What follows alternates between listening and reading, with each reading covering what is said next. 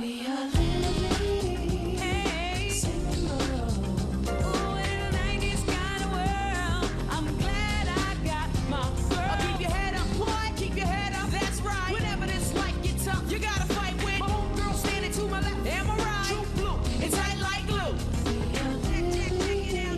Check it out. Self-love. Great position, girl. Welcome back to the dialogue. Thank you guys for all the first-time viewers for coming back and watching us today. I want to first introduce myself. My name is Monica France. I'm the executive director of Dream Halo Foundation, and we have Amaris. I'm Tiffany. I'm Sharita. And we are Dream Halo Foundation, and we're just so excited for you guys to be with us today. I know it's been a minute. We had to take a little hiatus for a second. We had a holiday break. We had to get ourselves together, you know. Today's topic is about self-care and self-love. So that is so fitting to what we have been doing in the past few months. We were like, you know what? Let's do a video to talk about what our journey has been in the past few months, because it has been so like liberating and just life-changing. Yeah. You know what I mean? Yeah. So first let's do a check-in. Like, how's everybody been doing? How we doing? How we living? How's our self-care and self-love? We'll get into that, but it's how you guys are doing. Yeah. Let's do a check-in. Yeah, I'm doing great. I'm super excited. We got a lot going on with Dream Halo in 3, so it's just awesome, and I'm just excited. Yeah, like Amaris said, I'm really excited for everything that is happening and that is coming. I'm really optimistic, really pretty much about everything that's happening in my life. And just, we're gonna talk about this, but like, I'm setting a lot of priorities, and really just sticking to them, and it feels really good. So I'm good. Thanks for asking. Yes, absolutely. I'm blessed by the best. I ain't taking no mess, loving myself. Okay. Big Rita in the house. Big Rita. One of our things that we learned about self-love is that oftentimes you're going to have certain idols in your life that you don't really realize is an idol. Because sometimes you look at an idol as being like some king or some president or like some famous person. But oftentimes your idols can very well be shopping or spending money or finances and things like that. And so it's so important for us to really realize like those true things that we have on the throne, if you will, that we give more focus and more awareness to, and changing that perspective and changing that focus. So I have a few questions here that we're just gonna get into, and we're just gonna keep it, you know, open and honest with you guys so you guys can see our journey. So first off, what is an idol? You know, it's anything that we put on that throne, anything that we give more focus to, anything that we are putting on a pedestal without giving God, obviously, that honor. So right now, guys, are you happy with yourself inside and out? How do we feel? Are we happy inside and out? Yeah, I think Will Smith once said it like best. Like, he said, her happiness is not my responsibility. She should be happy, and I should be happy individually.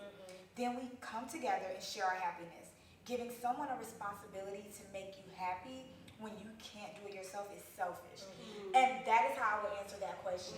It's like, the answer to that question is yes, I am happy in and out with myself because I have to be. I have no other choice but to be happy with all of me, especially in this season of singleness where I'm doing this alone, because I cannot expect anybody to give that to me and to give me that love that I couldn't even give myself. So I over-love myself.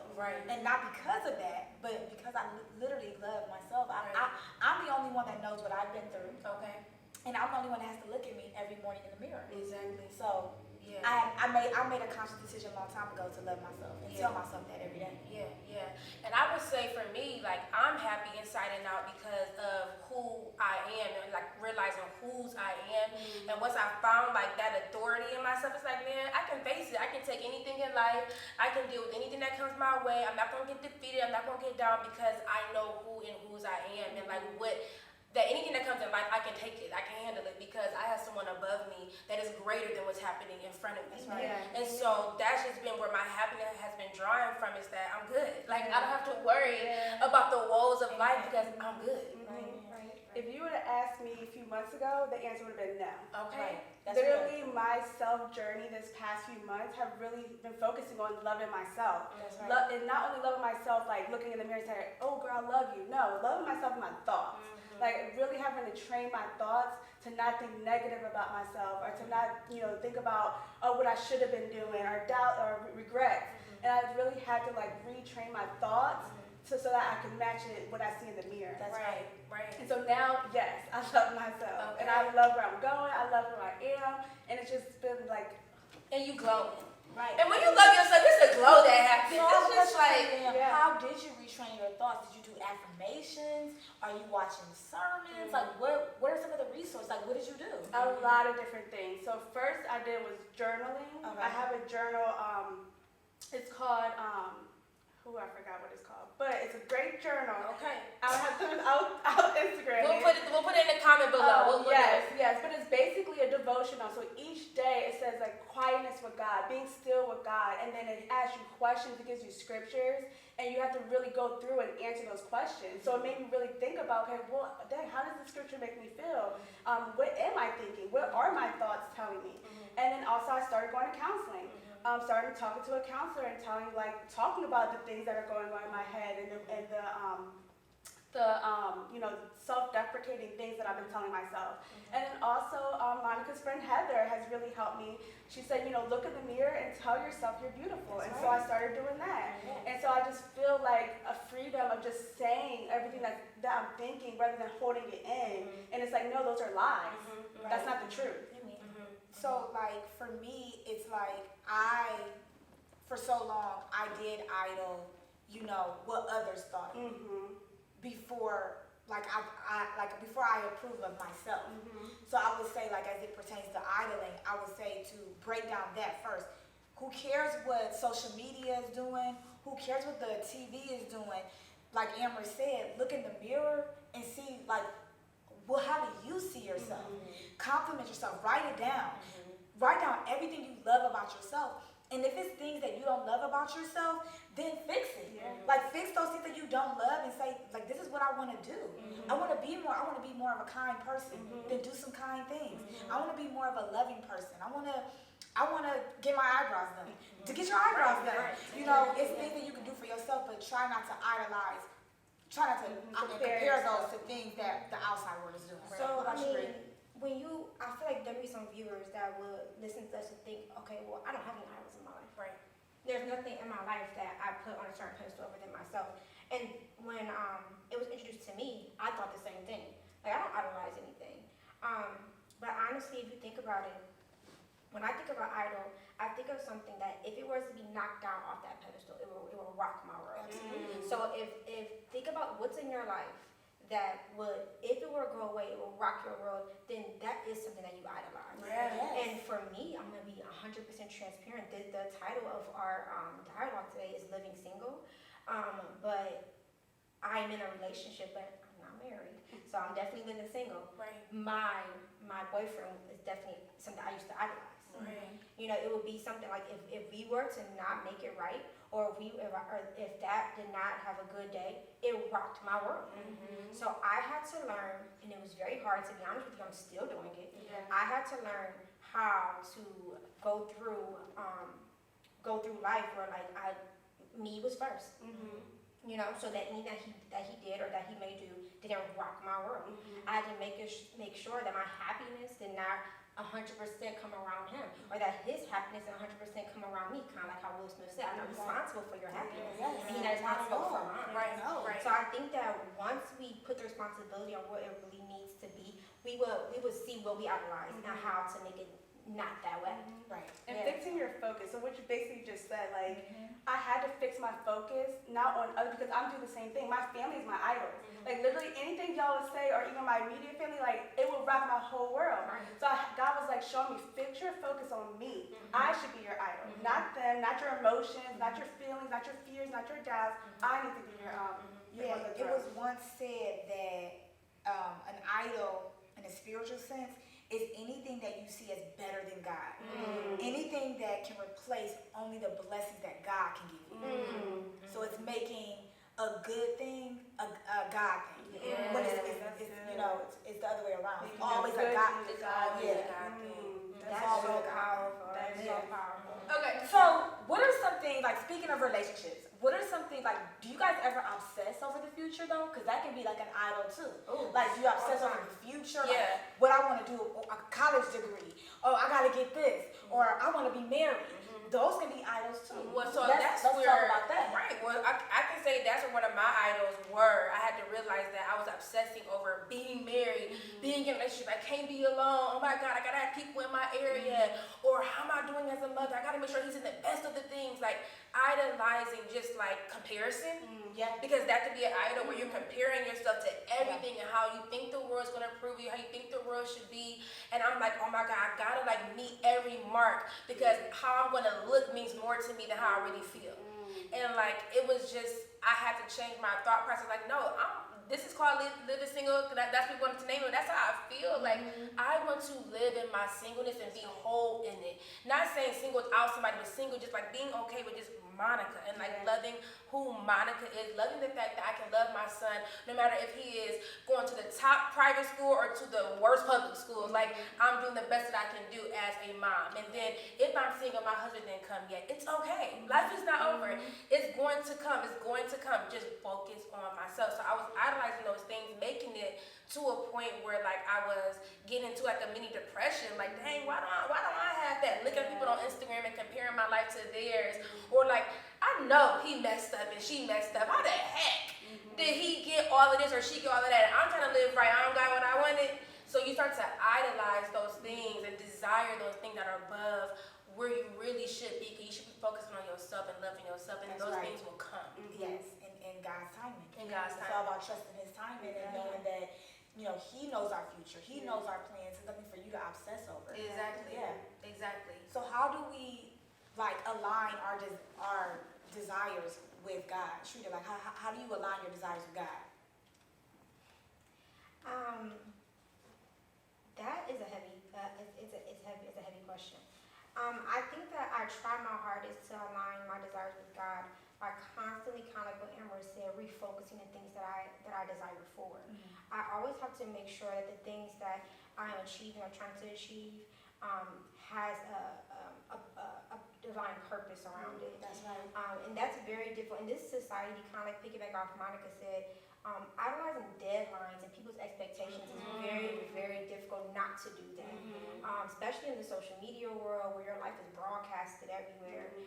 It's very difficult to just kind of be yourself and be on your own marathon. That's very difficult because you feel like you're running the world's race. So I try my hardest. I hate to say this seclude, I definitely don't seclude, but I try my hardest to be very careful who's in my circle, who's very careful with the information I tell certain people.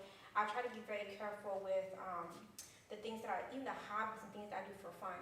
I know for some people it may seem like, it may seem like it's a heavy practice, but once you realize that everything that you take in, the things you read, the things you see on television, the people you're around, they all make up the parts of you. And they're all going to make up the things that you desire for. So once you kind of re-examine your life, it's not going to seem like a practice, it'll be your lifestyle. And it actually becomes very easy and very something I'm grateful for. Yeah, I'm definitely going to piggyback on you. Like, I definitely just, how I try to align my desires with God is I prioritize God. So I make sure He's a part of my schedule. Like, whether it be a Bible study that I'm doing by myself, or whether it be a prayer or like a sermon that I'm like, okay, I'm just going to check out this sermon for today and literally be focused and listen to this. I try to just prioritize God and then pray that, I say a prayer that my desires align with Him at all times. I just keep it simple. And I do all of that. I can agree with all of you guys. And I just keep it simple, honestly, and just ask for God to let His will be done in my life. Your will, not mine. Because oftentimes I can get ahead of a God and think that I can do it better than He can. And so I just make sure that I stay in the right posture and that my posture is always with a surrender. It's like I don't want my life to go the way I want it to go. I want it to go the way you intended for it to go. And so let your will be done, not mine. And once you do that, you start to learn that you're letting someone, some being, some greater power, you're submitting to that. And then it begins to change you in certain ways with friendships and with family ships and whatever. You just begin to be like, wow, like submitting to a higher power. Also, I'm learning how to submit to other people and just letting them be them. Accepting people for who they are. You begin to understand more about yourself when you just submit to just a higher power and be like, let your will be done, not mine. That's right. So that's what I do. Yeah. I do basically the same thing you guys do, but what God has been placing on my heart is just making sure I constantly say, God, is this basically what you're saying? Is this your will, God? Give me the desires of your heart. Everything that I do, like before I do it, I'm like, God, show me, guide me in this, guide me in this, guide my thoughts, guide my words, guide what I see, guide what I hear, and just constantly checking in with God. Like I'm calling them check-ins, because I always want to check in with God daily, every step of the way, just like making sure I'm fixing my focus on what God wants. I think a lot of this has a lot to do with being whole. Because a lot of us, we probably have viewers right now like, y'all, it sound great. It sound good to reverence God, let His will be done, and follow your desires. And okay, I got an idol. Maybe you feel like Shirley, like maybe I got an idol. I don't know. But then you start to realize, well, I got some work to do in myself, and it starts with being whole. And there's a book out called Wholeness by Tori Roberts that I would suggest anyone to get, because I hear it a lot being talked about in a lot of different sermons, and I've actually tapped into it and read it. And it's just a really great book, just speaking on the process of wholeness.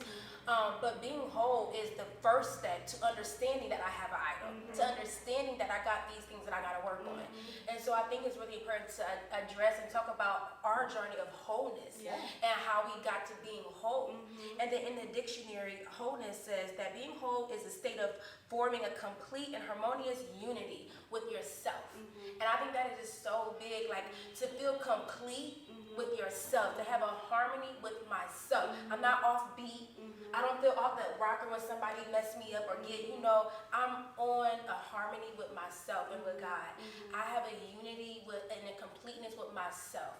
So let's just talk about like just being whole and what does wholeness look like, and have you guys experience a journey maybe being broken and becoming whole? What does that look like? So you said the key thing, it's a process, and like you first gotta realize that the opposite of wholeness is brokenness. So you gotta realize that you're broken first to become whole. Yes, and a lot of times we think, oh, we're fine, I'm grown, I'm this, I'm that, and you don't realize that you're broken. And like, with my journey, because, I'm in my word, God showed me like Adam and Eve. When Adam and Eve sinned, we all became broken. So we're all broken. We're all walking around with baggage and hurt and pain. And so it's like when you have this brokenness, like literally examining these pieces, and it's not easy because you're looking at hurt, you're looking at rejection, you're looking at insecurities, you're looking at fears and doubts, and you have to really examine your pieces and put them back together to become whole. And like you said, like also you can't be in a relationship or be one with anyone, with your friends, with anyone, if you're not whole with yourself, because you're bringing that brokenness to those relationships. And then I think also too, you're expecting them to complete you. Yes. Because I'm not whole, then you gotta say certain things to me that make me feel better. You gotta love me in a way that makes me feel like I'm whole, because and it's like, no, we gotta be whole first. And they should be complimenting our wholeness. You know what I mean? So have you guys ever had like broken pieces? Like Am said, you gotta be broken first to become whole. Have you guys ever had broken pieces that you identify was broken, and how did you get those broken pieces back together? Oh my goodness, I am a broken piece, I feel, to be honest. I think that there's beauty in brokenness. And that's something that I feel like a lot of people kind of like, I hate to say sleep on, but I kind of feel like people sleep on that, They immediately identify that brokenness as a problem.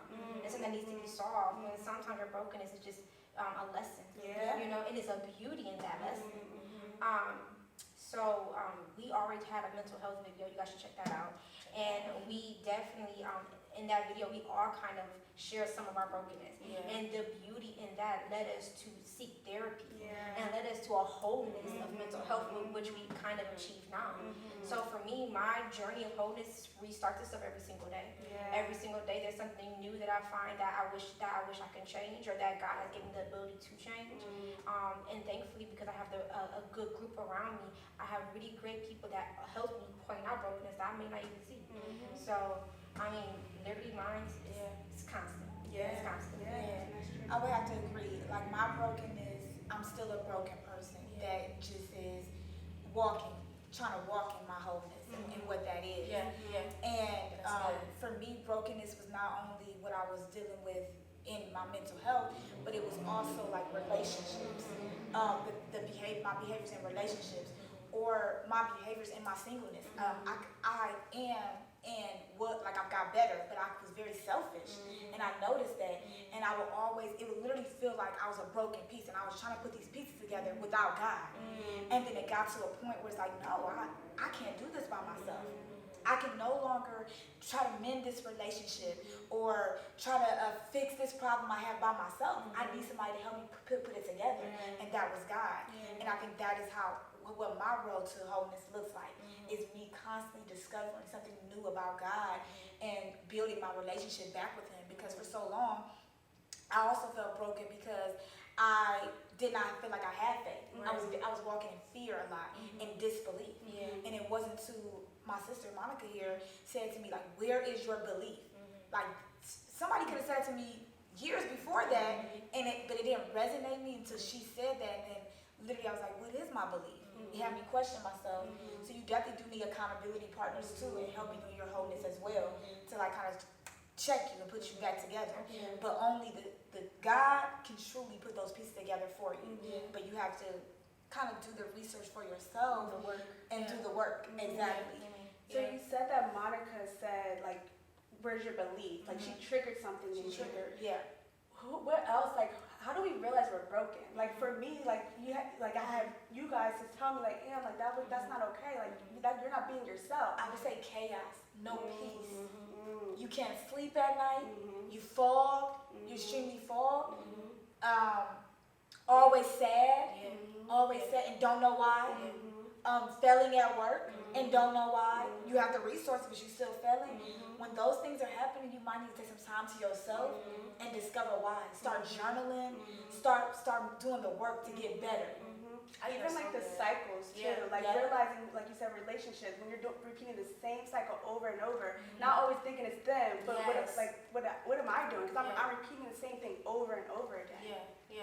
And I think that as you go through those different things, the biggest part of breaking those cycles and breaking that chaos is believing that I'm bigger and better than this.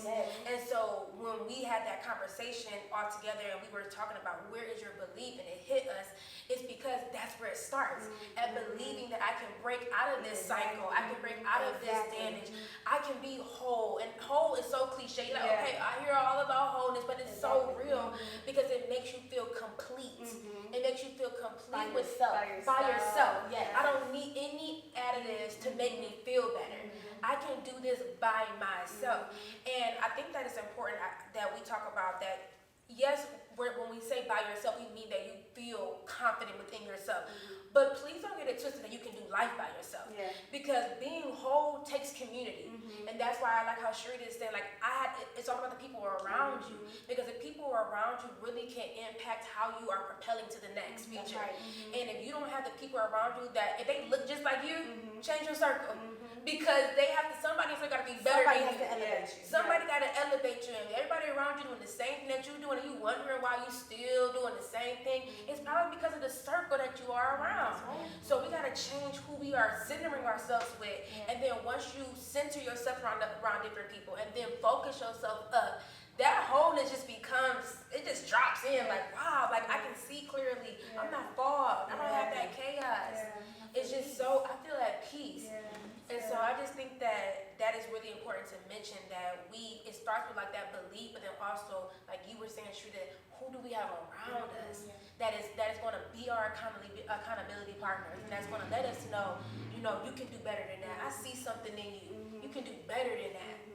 So with wholeness, we can move into the next part. With wholeness, you got to have self-love. You have to, because if you don't love yourself, how do you know you even have an emptiness or a brokenness, or how can you even be whole? Self-love is described as the love of self, or regards of one's own happiness. Do I care about my happiness? Do my happiness mean more to me than it means making everybody else happy in the world? Is it important for me to be happy? Is it important for me to even have happiness? I think that self-love is so huge because it was one of the things, my very things that I had to do to gain my confidence back in Christ, but not only within myself. So self-love, it honestly starts with picking up those broken pieces. And like, I love myself, like a desperation, like I love myself enough to pick up everything that was torn against me or torn apart and said, I can put this back together. And so, do you guys believe in order to love someone first, you must have to love yourself? Do you guys believe that? Yes. That's correct. Yes. Yeah. Absolutely. I think that, like, something that one of us already mentioned, if you are not 100% complete in a way alone by yourself, how can you give 100% to anything else? Right. A lot of times you hear in relationships, whether it's friends or intimate relationships, I feel like people always say 50-50, but that's not a real relationship. It's 100-100. I'm going to give all of me, and you're going to give all of you. And otherwise it's not fair. And how can you give all of you if you don't love who you are? I think if you can't spend, this is a challenge for everybody, including myself. This is what I did years ago. I was forced to do it because I was in a state where I was by myself. But if you can't do one day 100% alone, then you need to question. That's if you really have self-love. If you can't literally be alone by yourself and then have fun, you shouldn't be alone and feel like you're lonely. Yeah.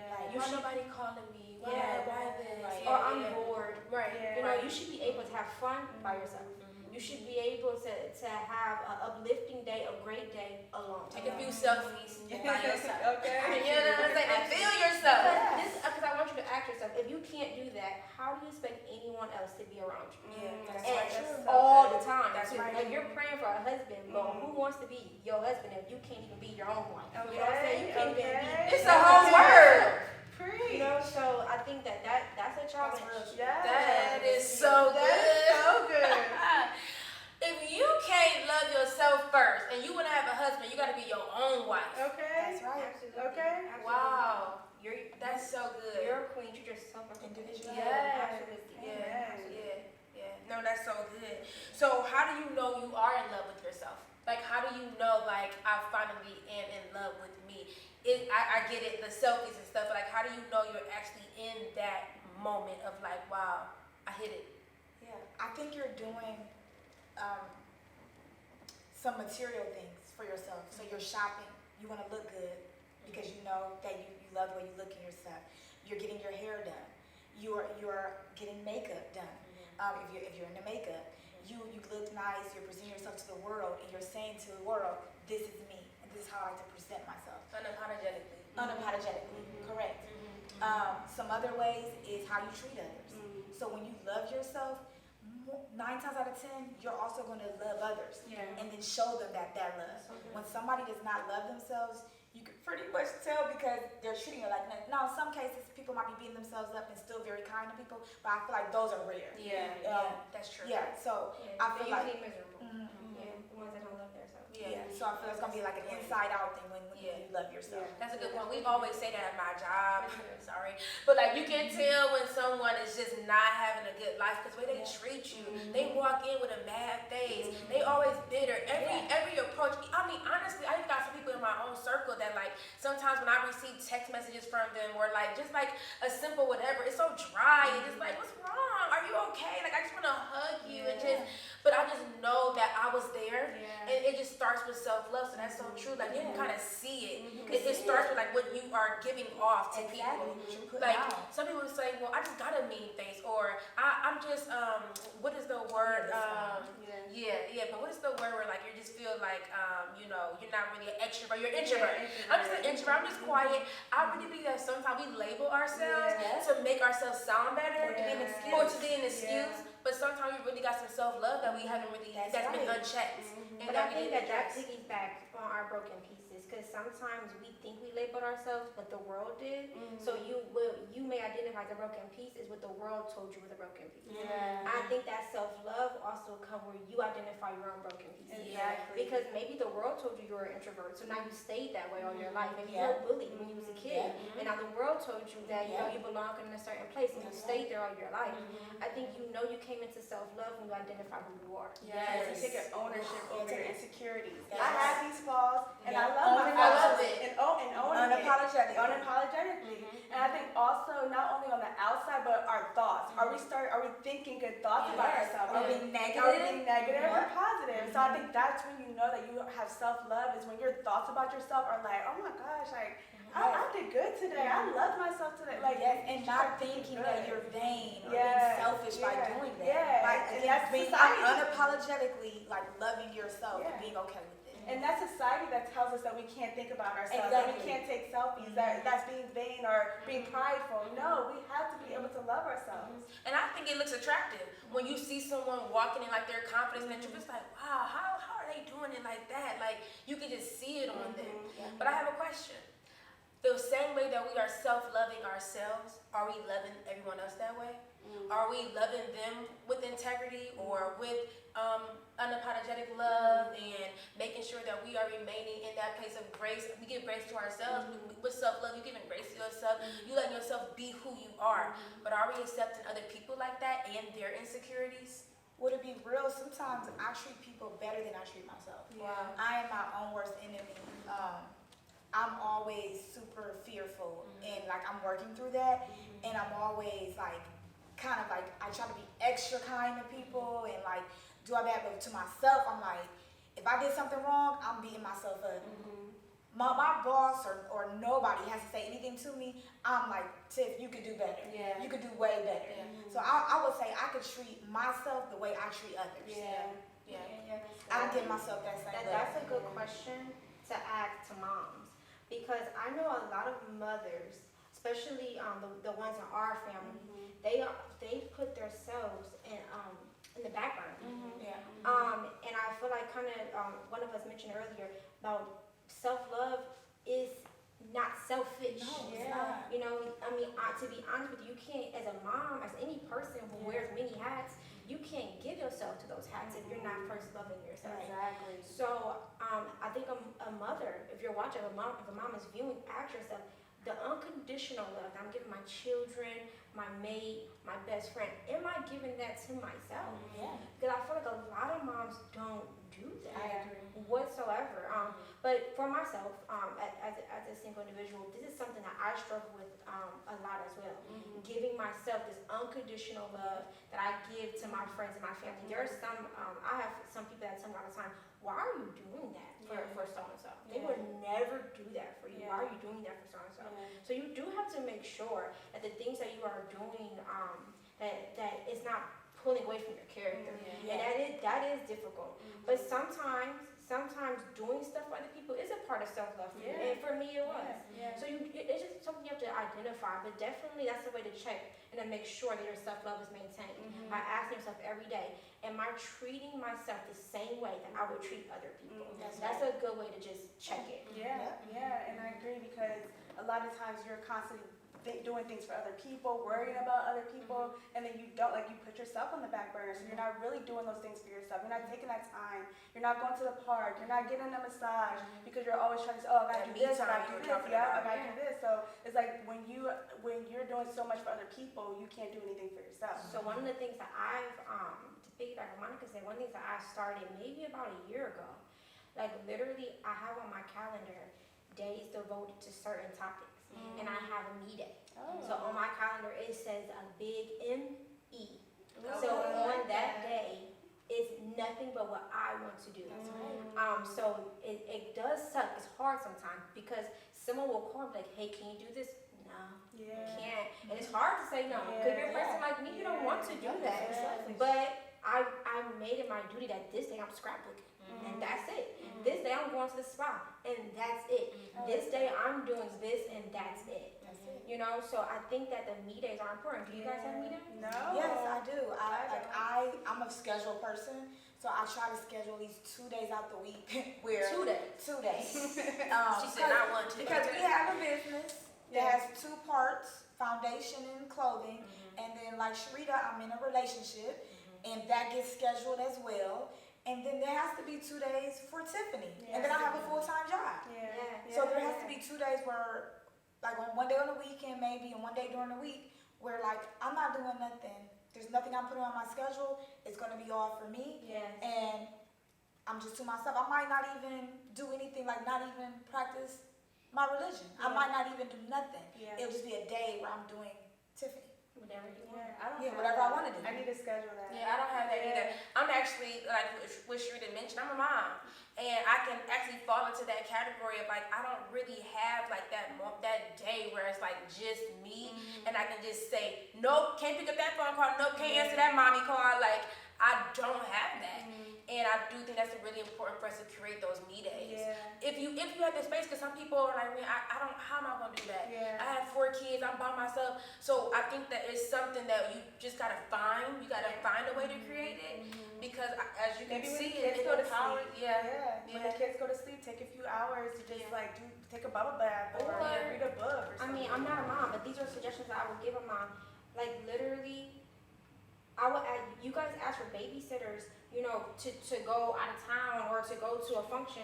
Ask for a babysitter for your me day. Yeah. Like, hey, can you watch so and so for like a few hours? They don't even know why. Yeah.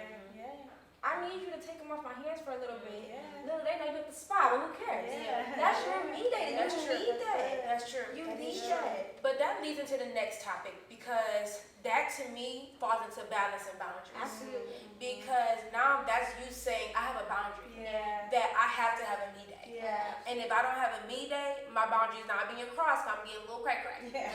And so I think that balance and boundaries, when you are talking about self-care and self-love as we're doing today, is so important. Yeah. Because in order to have self-love and self-care, you have to create a balance Yeah. and have boundaries. And there is a book out called Boundaries by Dr. Henry Cloud and John Townsend.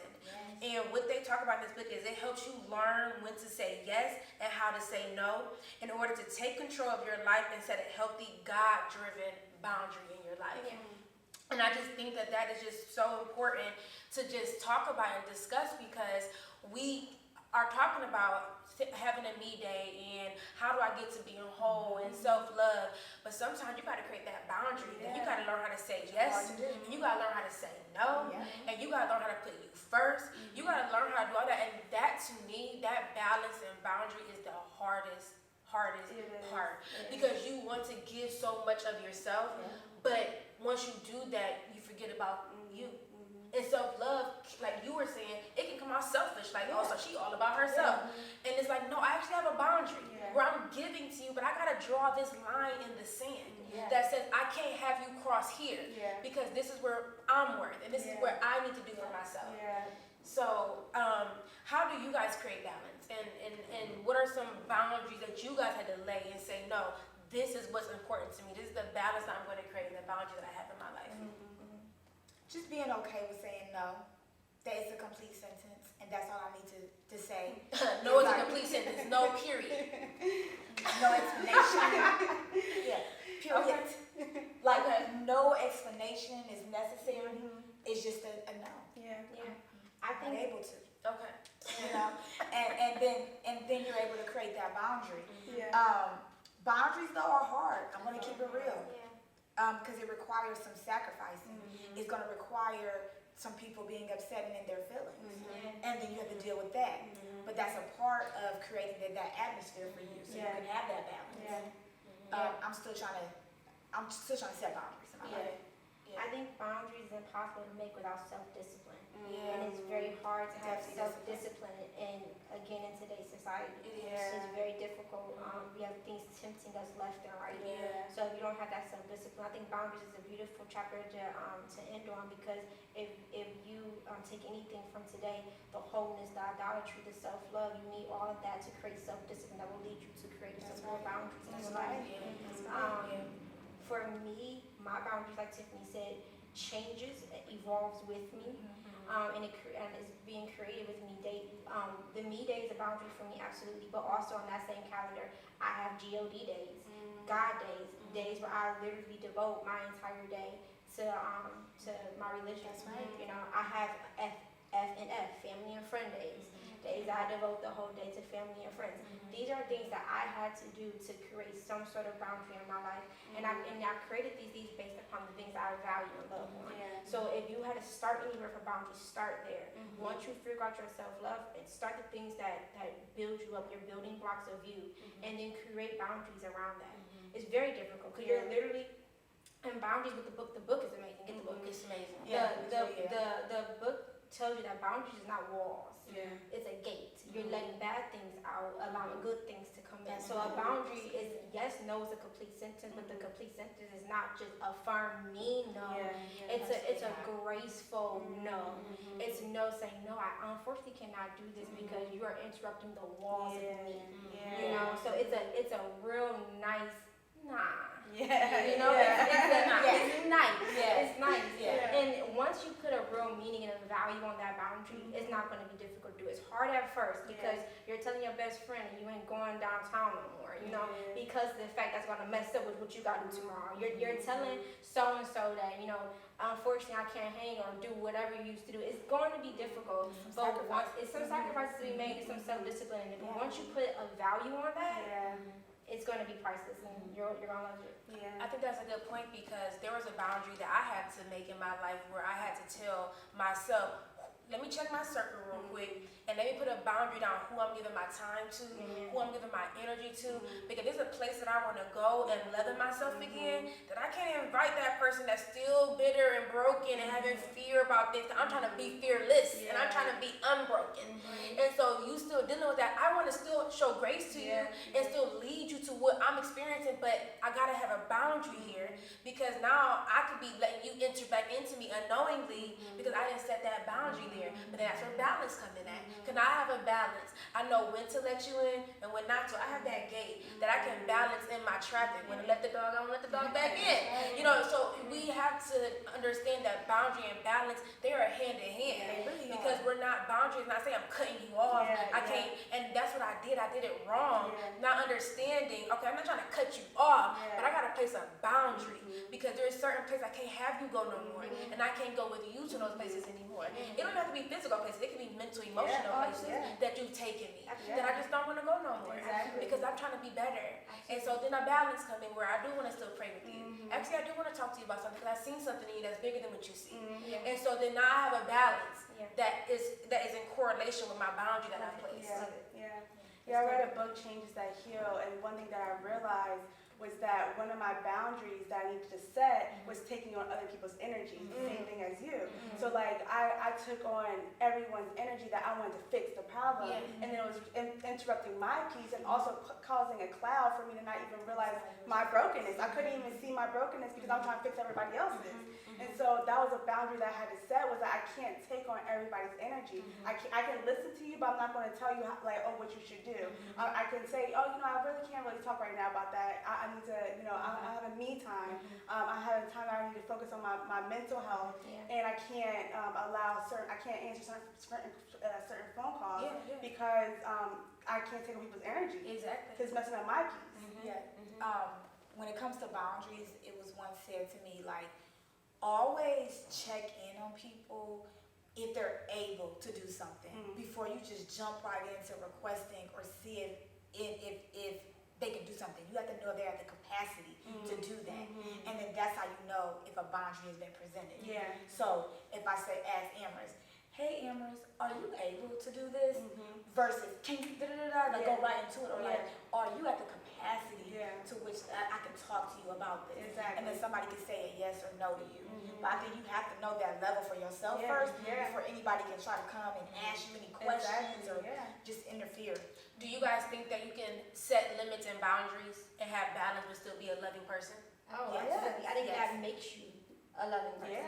It makes you, because then that way you're able to give 100%. Because if it's like pouring from an empty cup. If you're constantly pouring, you have nothing else to give. So you gotta also, they got to be able to fill you up. So you have to let them know that. Like, I'm not of any service to you right now. And be honest, I had to tell my best friend that once. Like, I cannot do anything for you at this moment because I'm checked out. And she completely understood. Because she knew I wouldn't be able to help her out. It'll make it worse. It's difficult though. I think that when I first started making boundaries, I did feel selfish, very selfish at first, and mean, because I did not know how to properly execute my boundaries. You know, it was a wall at first. It was not a gate. I went to church learning about boundaries. I said, oh, this is what y'all want me to do? Okay, I'm shutting everything down. And that's not the godly way of doing things, and that's just, it also wasn't me. You know, you do have to, everything that we're saying is unique to all all of us, and it's gonna be unique to you as well. You know, so you just you still want to be who you are.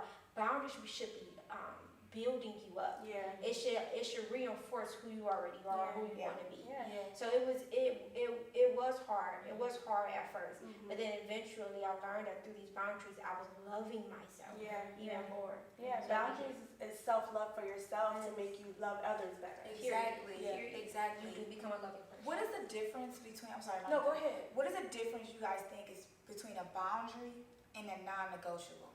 Because I think the me time is more of a non-negotiable, where a boundary, and I'm gonna read a quote. Tell me if you already read this, but I don't know. I didn't read it. Go ahead. Boundaries keep us from carrying what never belonged to us in the first place. So I think that boundaries are things you cannot ever cross. Yeah.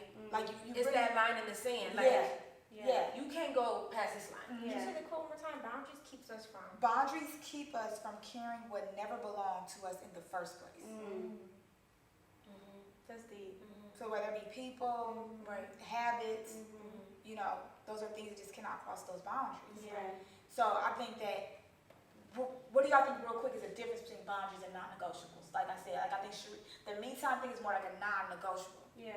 not necessarily a boundary. So, I mean, I think a boundary for me would be, okay, so for instance, I have a boundary where I don't want to do anything that is going to cause me to sin.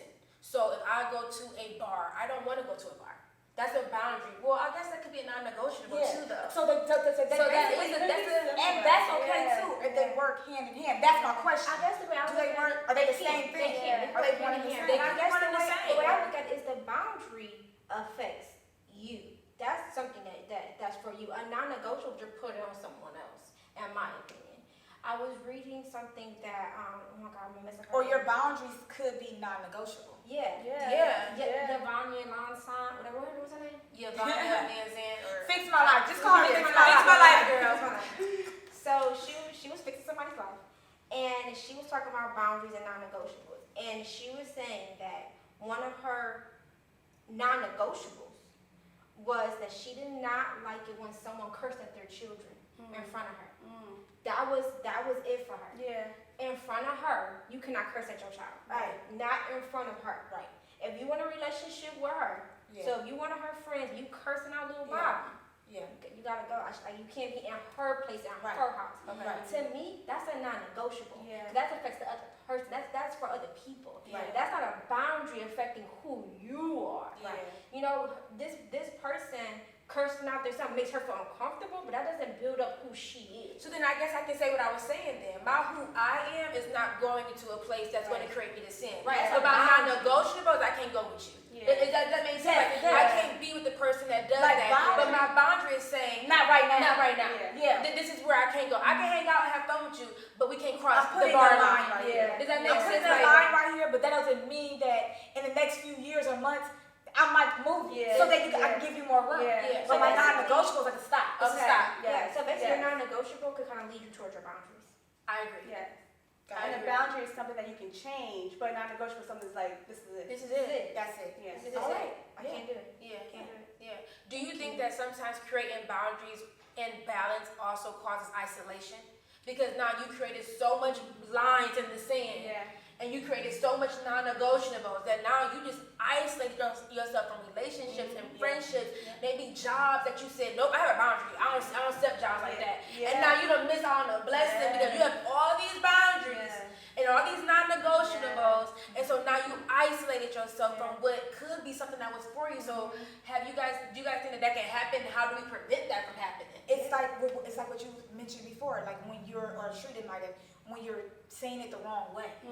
Like when you're doing things in the wrong way or in a negative way, you're gonna get the negative results. Yeah. So if you're telling somebody, oh yeah, I ain't talking to you no more, or you Yeah. just black out on them, Yeah. that's negative. Yeah. Of course you're gonna get a negative result from it. So there is a wrong way to set boundaries. And I for think sure. that's how you know that Yeah. you're the wrong way, if you feel isolated. Yeah. Again, a boundary is supposed to uplift you, it's supposed to help you, it's supposed to make you feel whole. If you feel isolated, lonely, feel worse than you did before, then you're You probably defeated the purpose. Yes. or you're not doing it right. You're Yeah. not executing it Yeah. correctly. Right. You know, or maybe you did it, you overdid it. Yeah. You know, like a boundary, again, we're not making this castle, this maybe that's what you did. You honestly created walls. You're supposed to have a gate. So maybe that is what you did. Or is it isolation or is it solitude? Because I think some people are in a season where they might have to set boundaries with everybody in their life. Yeah, that's true. They decided that everybody's toxic for me. Yeah. That's true. So just know that you're not alone. You're not in isolation. Right. You're just in a moment of A solitude. solitude. You're in a moment of a singleness. And that should feel good then. It should be a purpose. And it should feel good though. And it should Exactly. be It should intentional. feel isolated. So I know this topic is real deep, but I keep okay. So I have this question too. Like, don't you think that sometimes when you create balance and boundaries, you feel like somebody is saying you being judgmental? Because you're telling a friend like I don't do that. This is something I just don't cross, and that person be like that was real judgy, or that was real this, and you're like no, I'm not trying to judge you. I used to do those things. I used to be that person. Matter of fact, just yesterday I used to think like that, but I'm trying to be better, and I'm not trying to judge you. I'm trying to love myself. So I have to create this boundary. Like, don't you guys feel like sometimes it can be like a two-edged sword, where it's like I got two things for you. First of all, not everybody is gonna understand your boundary, but when it becomes an attack mode where you're now attacking like who I am as a person and then calling me judgmental, it goes back to that quote. Maybe they were never supposed to be there in the first place. And that's why you created the boundary. Because why are they as so much resistant to it? Right. The fact that you don't even get my purpose in my walk and I'm explaining to you if you do it in a graceful way, you might not be meant to be in my season right now. You're definitely making me know that I made the right decision. okay, And a that's real. boundary That's is real. not for them, it's for you. Right. So I'm making this And boundary. if they don't get that, I'm not making this boundary because of you, Right. because of anything Don't you take it did. personal. Yeah, don't take it personal. This is for me. and you can question it, and I think we all know that. Right. Not everybody's gonna be like, oh yeah, I get it, Yeah, girl. yeah. You don't gotta talk to me for a week. Yeah, No. yeah. If your best friend truly loves you, she's gonna be like, well, why? Yeah. And then you explain it, and then if she or he keep on coming for you, Yeah. they might not be meant to be there in the first place. Yeah. And I think that when that happens, it's an opportunity for education. Yeah. And I would just 100% educate on what I'm doing and how I'm doing it. Because if that comes off as judgmental, either that's really kind of surfacing their insecurities, or maybe you are doing something a little bit too harsh. You know, you do have to take in consideration other people's feelings when you're making major changes in your life. You know, the things that we do will echo onto other people's lives. So you do have to make sure that you're not in your walk of building yourself up, you're not knocking people down. That's right. That's not That's true. Everything with grace. Yeah. Everything should Everything with everything grace. should be done with grace. So if someone thinks you're being judgmental, that's fine. Have a one-on-one conversation with them. This is Nothing wrong with this is talking. where I'm trying to go.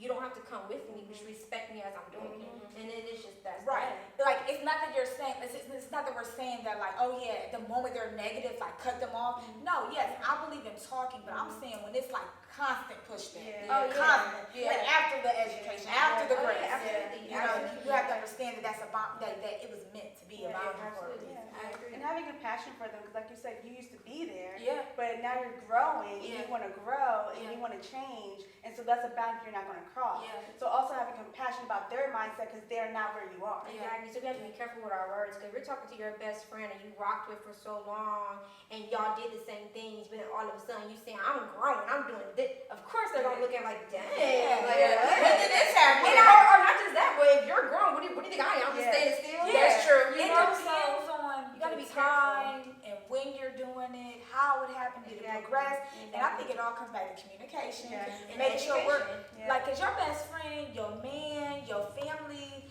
you know, hopefully you have a relationship with them where they're already knowing your growth and seeing your growth. That when you get to that boundary with them, they're like, oh yeah, Yeah, I I see see that. it. Yeah. You know, Yeah. like Yeah. I'm gonna give it to seeing you. Yeah. And I think that we do ourselves a disservice when we don't talk to people about what's going on in our life.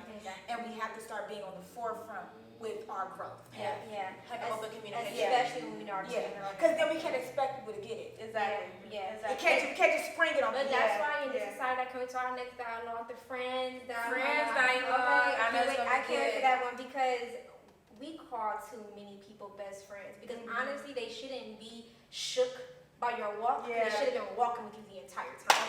Yes. But unfortunately, we call every single last person because we went to high school with them. That's my best friend. Yes. But is it though? Is it though? Is it like we have to be careful with that because that word we put that on so many people, and we hold value to that, then get mad that they didn't meet expectations that y'all never even talked about, you know. So then we have this rapid thing that boundary you're not creating is honestly probably for that person. Yeah. Sorry. But honestly, boundaries is not just about saying no, it's about saying yes to. You can say that there are certain things you say yes to. Too. Absolutely. Yeah. Absolutely. Well, this is it. This was a good conversation. Yeah. It could have been one-on-one, but we try to keep it short. It's probably went way over our 40 minutes, but it's okay. It was a really, really good topic. And first of all, the whole video is called, this whole discussion is called Living Single. We are living, hey, single. Well, in this kind of world, I'm glad I got my girl. Keep your head up. Keep your head up. That's right. Okay, so you gotta stop. This video is called Living Single because we are living single. Even though some of us are in relationships and some of us are not, we are still living single. And it is so important to understand that living single comes with self-care and self-love. Right. And that within self-care and self-love comes wholeness. It comes, what are my idols? What are the things I'm putting above God? It comes self-love. It comes boundaries and balance. And also know it's a work in progress. This don't just think overnight. I swear, this is hard. We still are, everything we talked about today, we are still in constant practice today. We slip, we fall, we make mistakes, but guess what? Us four right here, we hold each other accountable. We make sure that we are just standing up straight, make sure we got this right, and then we check our circle around it. We check what we're feeding our minds and what we're feeding our ears. So I just hope that this fed your ears and your mind to know, like, wow, I got some work to do, or actually, I'm on the right track. I'm doing something right. I'm getting there. We pray many blessings over you guys and over your lives and over your decisions, and just knowing that this is a journey and life is supposed to be about the beautiful journey, and that how can I get to the end knowing that I did all that I had to do to be whole in who you are and like loving who I am. With all that we talked about, you love who you are. Living single is so hard, but it's the most important thing to being complete with someone else. And that someone else cannot just be in the physical, but in the spiritual. So if I live single, being whole with just me, I can live whole with God. I can be in tune with who He is and being complete in knowing who He is, in harmony of who God is. And then all these things will come. Right? So this was so good. This was a good dialogue. We love y'all. We thank y'all. Comment below on the next dialogue or what y'all want to see. We have a friends one coming up, but comment below if you guys want to see anything else or talk about anything else with us. We'll put Amaris' book in the description because she forgot her spiritual book. We'll put the boundary book in the description. We'll put the changes that heal. Oh, and the wholeness by Tori Roberts. Right? All right. Love y'all. Thank y'all so much. Bye.